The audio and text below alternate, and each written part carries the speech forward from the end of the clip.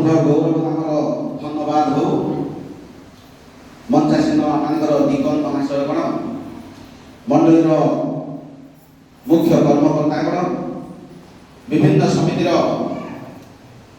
मुख्य कर्मकर्ता मंत्रीगण तथा अधिकार এই पवित्र उपासनार उपस्थित सान बड़ समस्त को भक्तिपूर्ण नमस्कार जनाए। नमस्कार।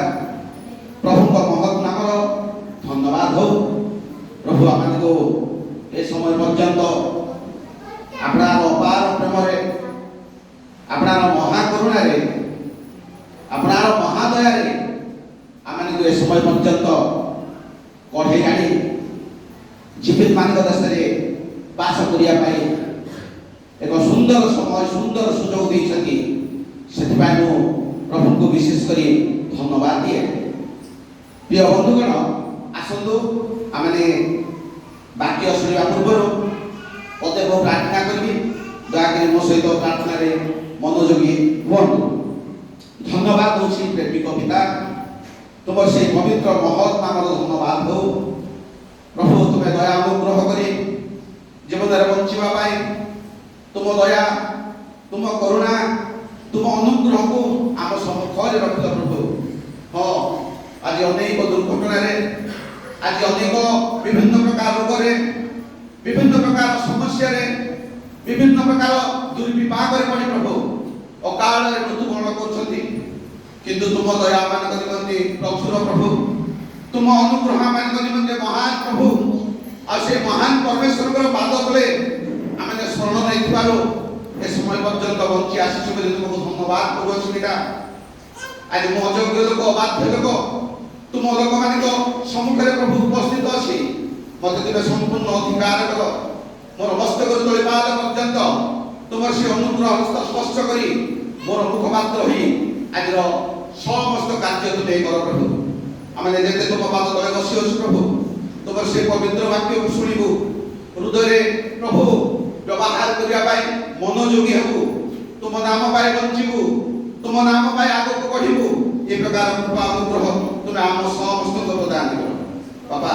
ए समय निवेदन प्रार्थना करुच्छी जो समस्त वाक्य तुम धर्मशास्त्र आम शुणु प्रभु से समस्त तुम्हें निजे रही तुम लोक मान को श्रोता मंडली को परितृप्त हवा सहित आत्मिक जीवन में प्रभु आग को बढ़ा गौरव संभ्रम पूजा महिमा राज्य कर्तापण केवल तुम ये समस्त निवेदन प्रार्थना जीशु नाम मांगुछु आमेन।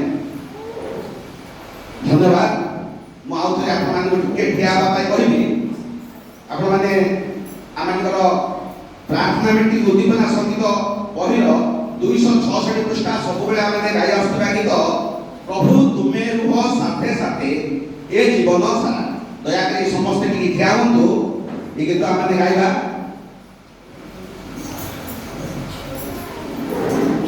दुईश 66 पृष्ठा गीत नंबर 401 प्रभु तुम्हें रूह साथे साथे ए जीवन सारा प्रभु तुम्हें रूह साथे ए जीवन सारा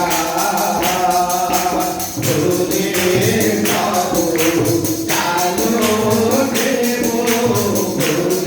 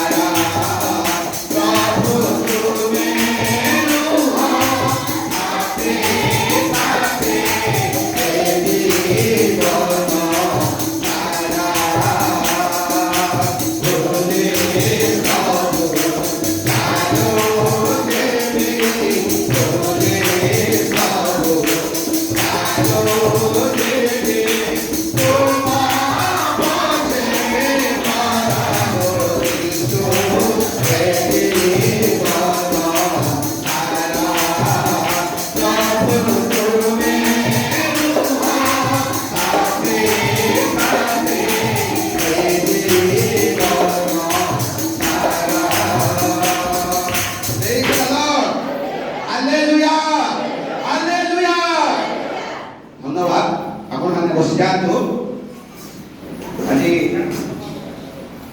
ମୋ ପୁରୁଣା ଅଂଶ ଆପଣମାନଙ୍କ ସମ୍ମୁଖରେ ରଖିବାକୁ ଯାଉଛି।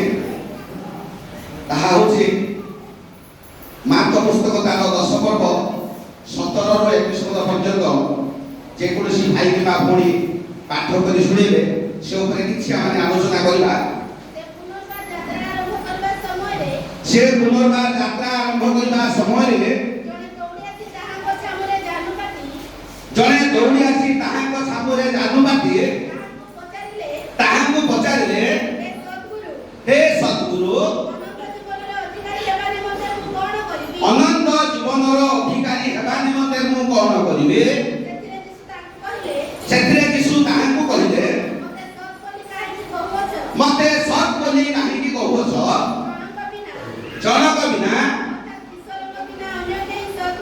ଅର୍ଥାତ୍ ଈଶ୍ୱରଙ୍କ ବିନା ଅନ୍ୟ କେହି ସତ୍ ନୁହେଁ। ଆଜ୍ଞା ଗୁଡ଼ିକ ତ ତୁମ୍ଭେ ଜାଣ, ନର ହତ୍ୟା କର ନାହିଁ, ବ୍ୟଭିଚାର କର ନାହିଁ, ଚୋରି କର ନାହିଁ, ମିଥ୍ୟା ସାକ୍ଷ୍ୟ ଦିଅ ନାହିଁ, ପ୍ରବଞ୍ଚନା କର ନାହିଁ, ଆପଣା ପିତାମାତାଙ୍କୁ ସମାଦର କର। ସେ ତାହାଙ୍କୁ କହିଲେ, ହେ ଗୁରୁ, ଏହି ସମସ୍ତ ମୁଁ ଯୌବନ କାଳରୁ ପାଳନ କରି ଆସିଅଛି। ଯୀଶୁ ତାଙ୍କ ପ୍ରତି ଏକ ଦୃଷ୍ଟିରେ ଚାହିଁ ତାଙ୍କୁ ସ୍ନେହ କଲେ ଓ କହିଲେ,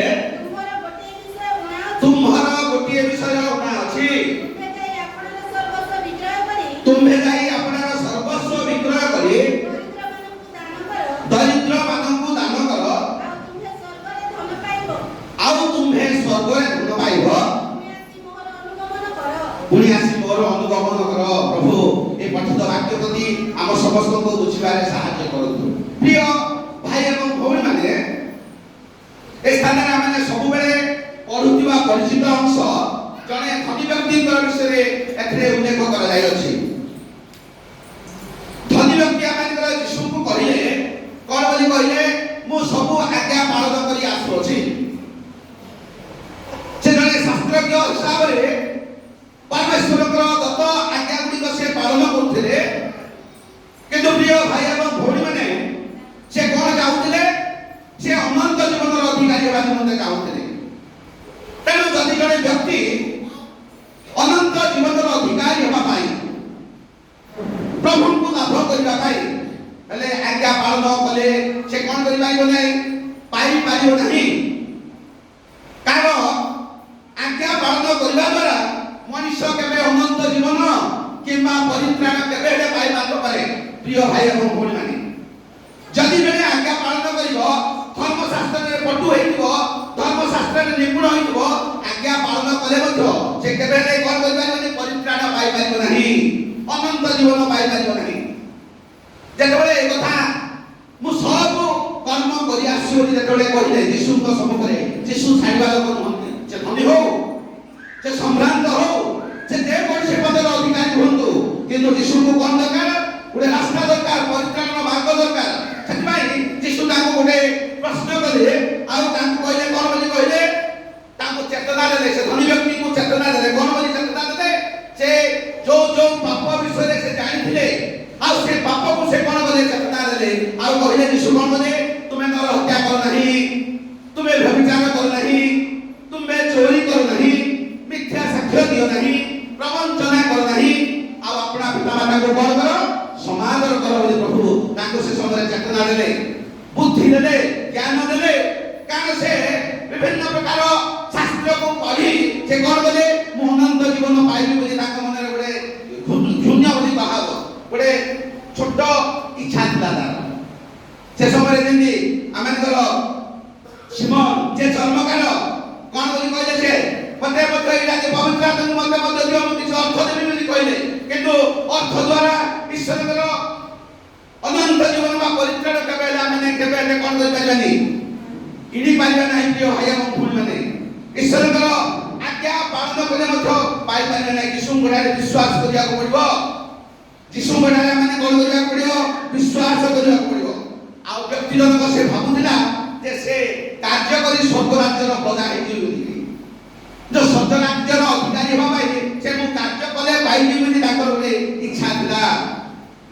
ମନରେ ଗୋଟେ ଗର୍ବ ଥିଲା କଣ ବୋଲି ନିଜର ସ୍ୱାର୍ଥ ସାଧନ ପାଇଁ ସେ ଗର୍ବ କରୁଥିଲା। ପ୍ରିୟ ଭାଇ ଏବଂ ଭଉଣୀମାନେ, ତାଙ୍କର ସେ ସ୍ୱାର୍ଥ ସାଧନ ପାଇଁ ସେ ଅନ୍ଧ ହୋଇ ଯାଇଥିଲା, ସ୍ୱାର୍ଥପରତାରେ ସେ ଅନ୍ଧ ହୋଇ ଯାଇଥିଲା। ସେଥିପାଇଁ ପ୍ରଭୁ ତାଙ୍କୁ କହିଲେ କଣ, ଆଜ୍ଞା ପାଳନ କରିବା ଦ୍ୱାରା କଣ କରିବା ବଞ୍ଚିବ ତୁମେ ବୋଲି କହିଲେ। ଯୀଶୁଙ୍କୁ ବିଶ୍ୱାସ କରିବାର ନିହାତି ଆବଶ୍ୟକତା ରହିଛି। ପ୍ରିୟ ଭାଇ ଏବଂ ଭଉଣୀମାନେ, ଯୀଶୁଙ୍କୁ ବିଶ୍ୱାସ କରିବାର ନିହାତି ଆବଶ୍ୟକତା ରହିଛି। ଏ ସମସ୍ତ କଲା ପରେ ଯୀଶୁଙ୍କ ସହିତ ଆଉ ସେ କଣ କରୁଛନ୍ତି, ପୁନର୍ବାର ଯାଇକି କହୁଛନ୍ତି ପ୍ରଭୁ ଏ ସବୁ ମୁଁ କରି ଆସୁଛି, ମାତ୍ର ଯୀଶୁ ଛାଡ଼ିବାର କରୁଛନ୍ତି। ପ୍ରିୟ ଭାଇ ଏବଂ ଭଉଣୀମାନେ, ଆପଣମାନଙ୍କୁ ଛାଡ଼ିବେନି, ମତେ ଛାଡ଼ିବେନି। ଶେଷରେ ଗୋଟେ କଥା କହିଲେ, ତମେ ସବୁ କରୁଛ ସତ କଥା, କିନ୍ତୁ ତୁମେ ତୁମର ସମସ୍ତ ଧନ ଯେତେ ସବୁ ଅର୍ଜନ କରିଛ ସମସ୍ତ ଧନ ବିକ୍ରୟ କରି ତାହାକୁ ଦିଅ ବୋଲି କହିଲେ, ଦରିଦ୍ର ମାନଙ୍କୁ ଦିଅ ବୋଲି କହିଲେ। ଏ ଗୋଟେ ବିଷୟ ତାଙ୍କ ପାଖରେ ନଥିଲା। ପ୍ରିୟ ଭାଇ ଏବଂ ଭଉଣୀମାନେ, ତାଙ୍କ ପାଖରେ ଲୋଭ ଥିଲା, ତାଙ୍କ ପାଖରେ ଲୋଭ ଥିଲା। ଆଉ ସେ ଯୀଶୁଙ୍କୁ ଲୋଭ ରଖିକିରି ଯୀଶୁଙ୍କୁ ପାଇବାର ଛଳନା କଲେ। ଯୀଶୁ ଜାଣିଦେଲେ, ଯୀଶୁ ଜାଣିଦେଲେ ଛଳନା ପୂର୍ଣ୍ଣ କଥା ଯୀଶୁ ଜାଣିଦେଲେ। ସେଥିପାଇଁ ତାକୁ ପାପ ସମ୍ବନ୍ଧରେ କହିଲେ, ତାପରେ ଶେଷରେ କହିଲେ ଧନ ସମ୍ବନ୍ଧରେ କହିଲେ। କଣ ବୋଲି କହିଲେ, ଯାଅ ତୁମେ ସମସ୍ତ ବିକ୍ରୟ କରି କଣ କର, ଦରିଦ୍ର ମାନଙ୍କୁ ଦାନ କର, ତାହାପରେ ତୁମେ କଣ ପାଇବ, ତୁମେ କଣ ପାଇବ, ସ୍ୱର୍ଗ ରାଜ୍ୟର ଧନ ପାଇବ।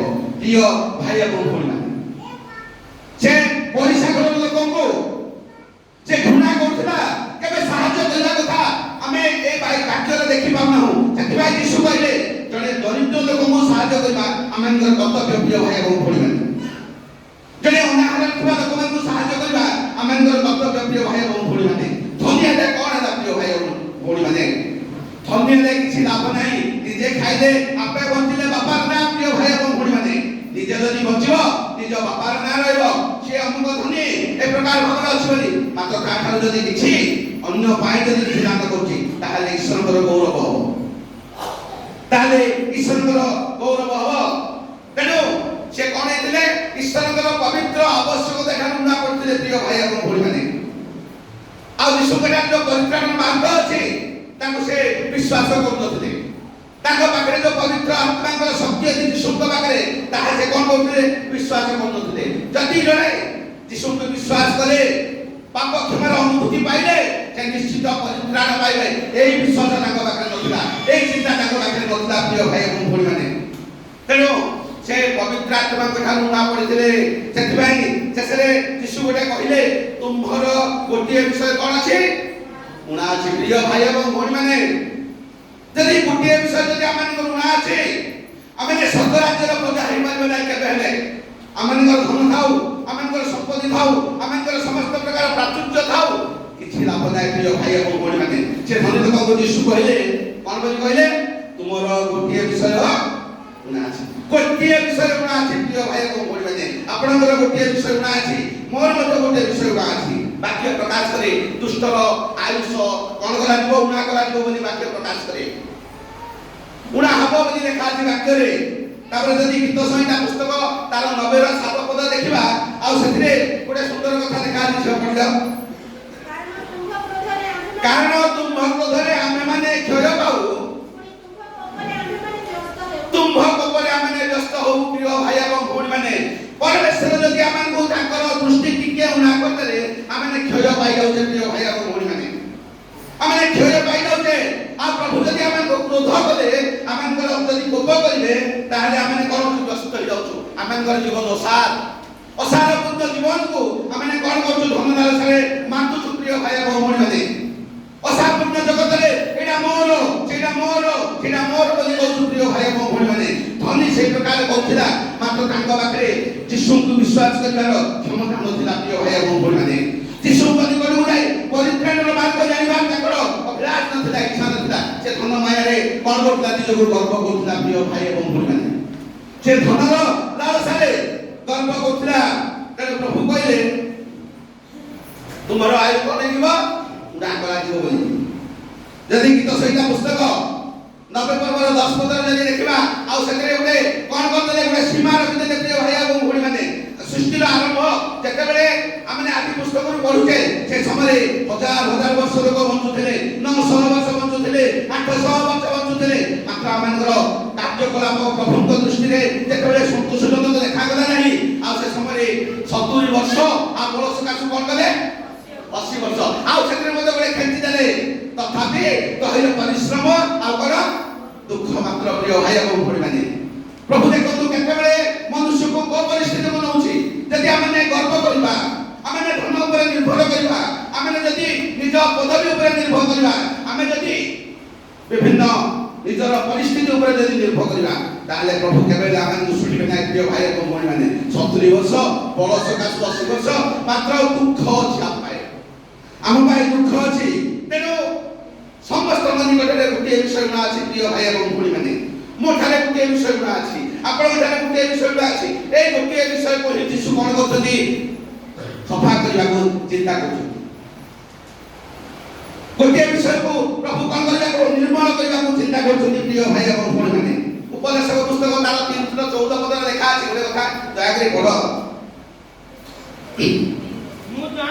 मु जाने जे परमेश्वर जहा किछि करंती ताहा अनंत कालस्थायी देखो प्रिय भाई एवं भौणी माने पढ़ा जीवनी कि उना करा जाय न पारे तापरे तापरे अछि सुंदर कथा कि अब ताहा उना करा जाय न पारे उना करा जाय न पारे आ मनुष्य माने परमेश्वर का सम्मुखरे भिड़वा पाई देखो प्रिय भाई एवं भौणी माने परमेश्वर का सम्मुखरे मनुष्य माने भिड़ हेबा पाई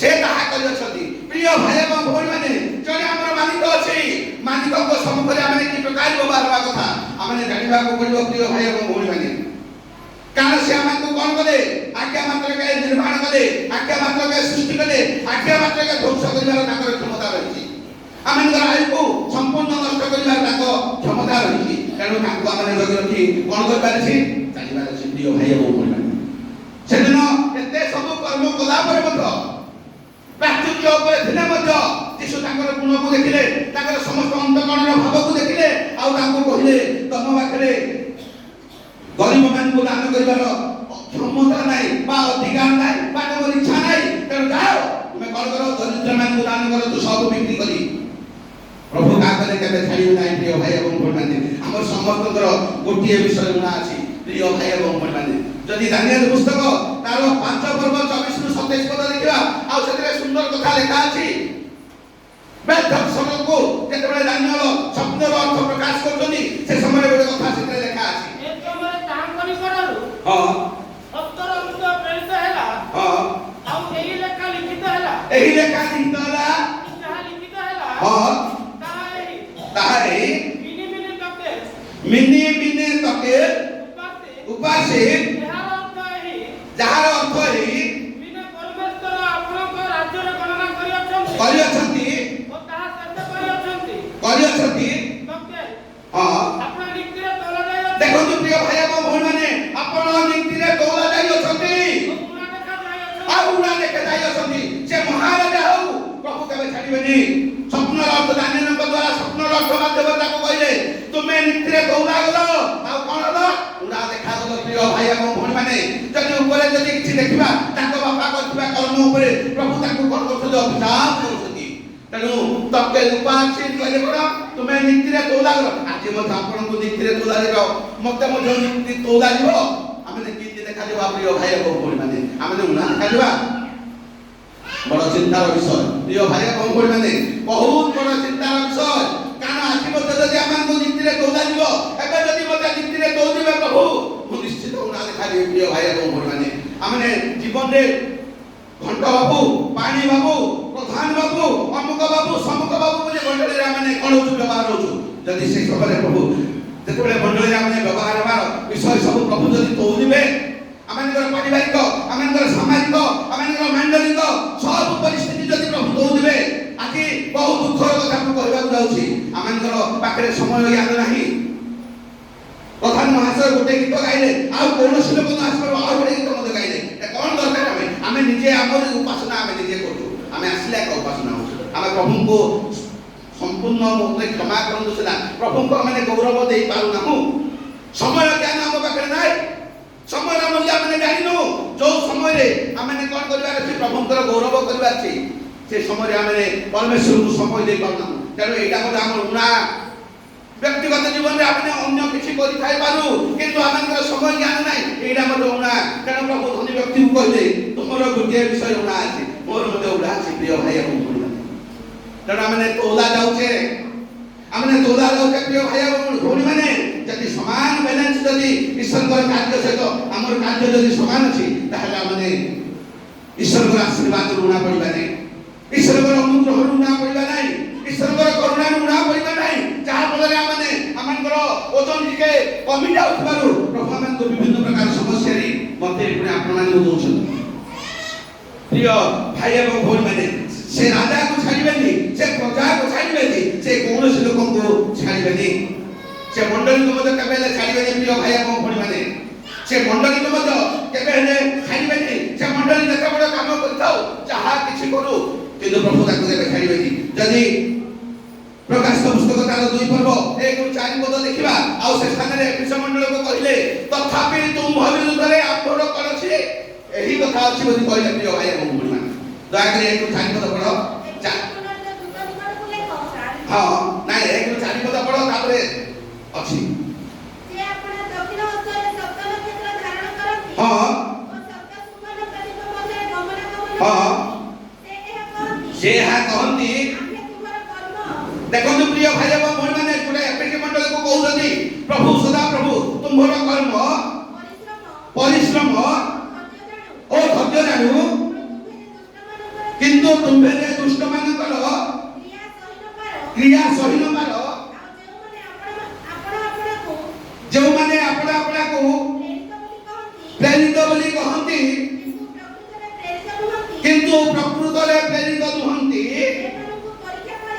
एमान को परीक्षा करी मिथ्यावादी बोली चिन्ह छ देखो तू केले स्पष्ट मंडली ए मंडली एफिस मंडली केटा स्पष्ट मंडली तापरे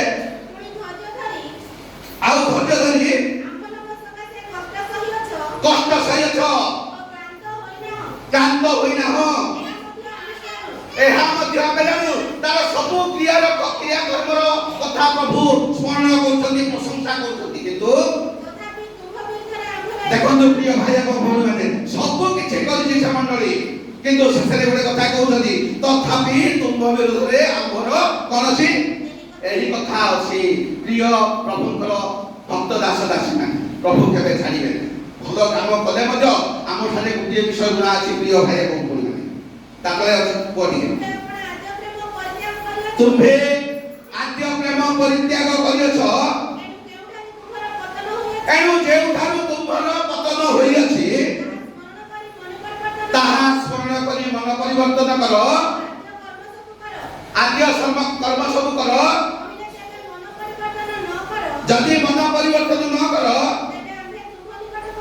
तुम निकट बासी देखो प्रिय भाई एवं भौणी माने एते सुंदर मंडली एफिसी मंडली भलो काम करछि तार धैर्यर कथा जानिछि क्लेशर कथा जानिछि परमेश्वर किंतु शेषरे गोटे कथा कहले तथापि तुम विरुद्ध रे आम्भर एही कथा अछि प्रिय भाई एवं भौणी माने हमने चिंता करिवार समय आसी हमने चिंता करिवार समय आसी से प्रकार प्रकाश 2 पर्व आ 20 ରୁ 23 पद पढिबा सेतिरे तुरातिरा मंडली को मते एही प्रकार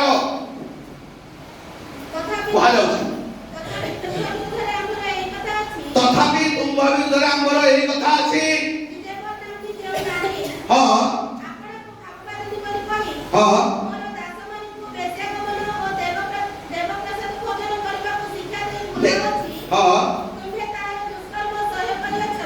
देखो प्रिय भाई एवं भौणी माने आमे जेंद्र मंडली विभिन्न प्रकार कार्य रे लिप्त होछि ए प्रकार से प्रकार गोटिए प्रकार कथा रे समस्त को सहमति हे पाउ नाही तेनु प्रभु मंडली को मते कोन करछथि दुख करछथि प्रिय भाई एवं भौणी माने सेति भाई आमेनकर एफिसी मंडल को आ तुआतिरा मंडल को प्रभु कहले तुम विरुद्ध रे आम्भर एही कथा अछि प्रिय भाई एवं भौणी माने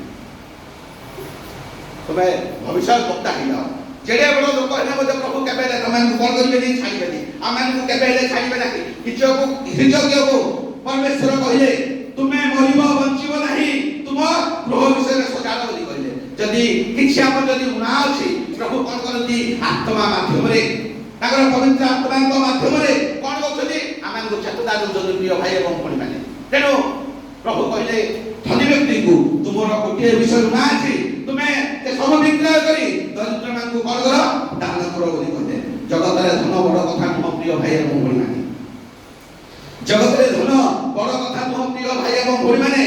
ବାକ୍ୟ ଆମକୁ ପ୍ରକାଶ କରେ।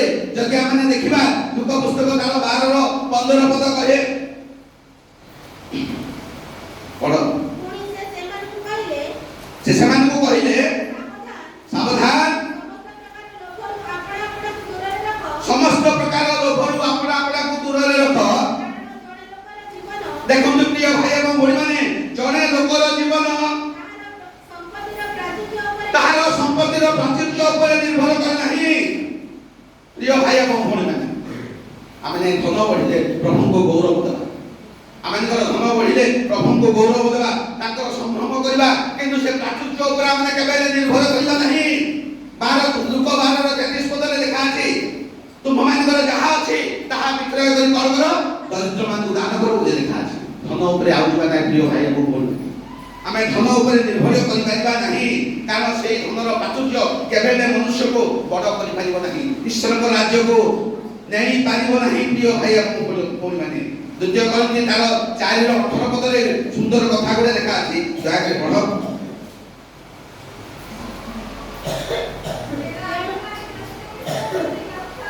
ଦୃଶ୍ୟ ବିଷୟ ପ୍ରତି ଲକ୍ଷ୍ୟ ନ କରି କଣ କହିବା, ଅଦୃଶ୍ୟ ବିଷୟ ଉପରେ ଲକ୍ଷ୍ୟ କରିବା। ପ୍ରିୟ ଭାଇ ଏବଂ ଭଉଣୀମାନେ, ଦେଖିବା ଜିନିଷ ବଡ଼ କଥା ନାହିଁ, ଦେଖିବା ଜିନିଷ ବଡ଼ କଥା ନାହିଁ, କିନ୍ତୁ ଅଦୃଶ୍ୟ ବିଷୟରେ ଆମର ଅଦୃଶ୍ୟ ଯୋଉ ଶକ୍ତି ଅଛି, ଆମଙ୍କର ଈଶ୍ୱରଙ୍କର ଯୋଉ ବିଭିନ୍ନ ପ୍ରକାର ଗୁଣ ଗୁଡ଼ିକ, ସେଇ ଗୁଣ ଗୁଡ଼ିକ ଉପରେ ନିର୍ଭର କରିବା ଆବଶ୍ୟକ। ତାପରେ ଦୃଶ୍ୟ ବିଷୟ କ୍ଷଣକାଳ ସ୍ଥାୟୀ, ଅଦୃଶ୍ୟ ବିଷୟ ଅନନ୍ତକାଳ ସ୍ଥାୟୀ। ଯୋସେଫ ଗୁପ୍ତରେ ଥିଲେ ପ୍ରିୟ ଭାଇ ଏବଂ ଭଉଣୀମାନେ, ସେ ଯୀଶୁଙ୍କ ଠାରେ ବିଶ୍ୱାସ କରୁଥିଲେ, ପରିତ୍ରାଣ ପାଉଥିଲେ, ଆଉ ଏ ପ୍ରକାର ସମୟ ଆସିଲା ଯେ ସେ ପ୍ରକାଶିତ ହେଲେ। ତେଣୁ ମନୁଷ୍ୟମାନେ ସେଇ ପ୍ରକାର ହେବା ଦରକାର। ଆମେ ଗୁପ୍ତରେ ଈଶ୍ୱରଙ୍କର ସେବା କରିବା ଦରକାର, ପ୍ରକାଶରେ ସେବା କରିବାର କିଛି ମୂଲ୍ୟ ନାହିଁ। ପ୍ରିୟ ଭାଇ ଏବଂ ଭଉଣୀମାନେ, ଆମଙ୍କର ପ୍ରକାଶରେ ସେବା କରିବାର କିଛି ମୂଲ୍ୟ ନାହିଁ। ପ୍ରିୟ ଭାଇ ଏବଂ ଭଉଣୀମାନେ, ଗାଲାତ୍ୟ 2:16 ପଦରେ ସୁନ୍ଦର କଥା ଗୋଟେ ଲେଖା ଅଛି ଯେ କ୍ରିୟା କର୍ମ ଦ୍ୱାରା ଆମେ ଧାର୍ମିକ ଗଣିତ ହେଇପାରିବା ନାହିଁ। ଦୟାକରି କହିଲେ, ତଥାପି ବ୍ୟବସ୍ଥାର କ୍ରିୟାକର୍ମ ଦ୍ୱାରା ଧାର୍ମିକ ଗଣିତ ନ ହୋଇ କେବଳ ଯୀଶୁ ଖ୍ରୀଷ୍ଟଙ୍କ ଠାରେ ବିଶ୍ୱାସ କରିବା ଦ୍ୱାରା ଯେ ଧାର୍ମିକ ଗଣିତ ହୁଏ। ପ୍ରିୟ ଭାଇ ଏବଂ ଭଉଣୀମାନେ, ଏହା ଜାଣି ଆମ୍ଭେମାନେ ମଧ୍ୟ ଯୀଶୁ ଖ୍ରୀଷ୍ଟଙ୍କ ଠାରେ ବିଶ୍ୱାସ କରୁଛୁ। ଯେପରି ବ୍ୟବସ୍ଥାର କ୍ରିୟାକର୍ମ ଦ୍ୱାରା ଧାର୍ମିକ ଗଣିତ ନ ହୋଇ ଖ୍ରୀଷ୍ଟଙ୍କ ଠାରେ ବିଶ୍ୱାସ ଦ୍ୱାରା ଧାର୍ମିକ ଗଣିତ ହେବା ଆମଙ୍କର।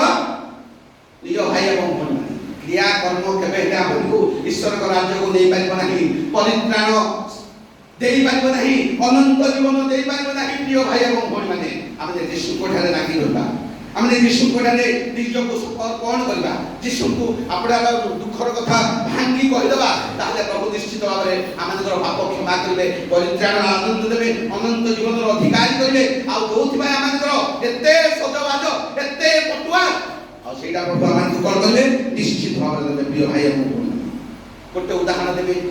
ମାଥ୍ୟୁ ପୁସ୍ତକ 25:1-10 ପଦ ପର୍ଯ୍ୟନ୍ତ ଲେଖା ଅଛି ଯେ 5 ଜଣ ପ୍ରସ୍ତୁତ ଥିଲେ, 5 ଜଣ ଅପ୍ରସ୍ତୁତ ଥିଲେ, 5 ଜଣଙ୍କର ସମ୍ପୂର୍ଣ୍ଣ ତୈଳ ଥିଲା, 5 ଜଣଙ୍କର ଉଣା ଥିଲା। ଉଣା ମାନେ ବରଙ୍କ ସହିତ ସାକ୍ଷାତ କରିପାରିଲେ ନାହିଁ, ଆଉ ଯେଉଁମାନଙ୍କର ପୂର୍ଣ୍ଣ ଥିଲା ସେମାନେ ବରଙ୍କ ସହିତ ସାକ୍ଷାତ କଲେ। ତେଣୁ ଆଜି ଯଦି ଆମ ଜୀବନରେ କିଛି ଉଣା ଅଛି, ପ୍ରିୟ ଭାଇ ଏବଂ ଭଉଣୀମାନେ, ଆଜି ଯଦି ଆମମାନଙ୍କର ଜୀବନରେ କିଛି ଉଣା ଅଛି ଯୀଶୁଙ୍କ ପାଇଁ, ପ୍ରିୟ ଭାଇ ଏବଂ ଭଉଣୀମାନେ, ଦୟାକରି ଆମେ ପରିଶ୍ରମ କରିବା, ଦୟାକରି ଆମେ ପରିବର୍ତ୍ତିତ ହେବା, ଆମମାନଙ୍କର ଉଣା ବିଷୟକୁ ସଜାଡ଼ିବା, ଉଣା ବିଷୟକୁ ପୂର୍ଣ୍ଣ କରିବା। ତାହେଲେ ପ୍ରଭୁ ଆମମାନଙ୍କୁ କଣ କରିବେ, ଆଶୀର୍ବାଦ କରିବେ। ଆମେ ସମସ୍ତେ ତୌଲା ଯାଉଛୁ ପ୍ରିୟ ଭାଇ ଏବଂ ଭଉଣୀମାନେ, ତୌଲା ଯାଇ ଯଦି ଆମେ କଣ କରିବା, ଉଣା ଦେଖାଯିବ, ତାହେଲେ ପ୍ରଭୁଙ୍କର ଗୌରବ ପାଇଁ ଆମେ ନହୁଁ, ଯୋଗ୍ୟ ନହୁଁ। ଅଦରକାରୀ ଫଳ ପ୍ରଭୁଙ୍କ ପାଇଁ ଯୋଗ୍ୟ ନୁହଁ। ଆମେ କାହିଁକି ତାଙ୍କ ଶାଖାରେ ଲାଗି ନ ରହିବା, ତାଙ୍କ ଠାରେ କାହିଁକି ଆମେ ଲାଗି ନ ରହିବା। ପ୍ରଭୁ ଏ କ୍ଷୁଦ୍ର ବାକ୍ୟ ପ୍ରତି ଆମ ସମସ୍ତ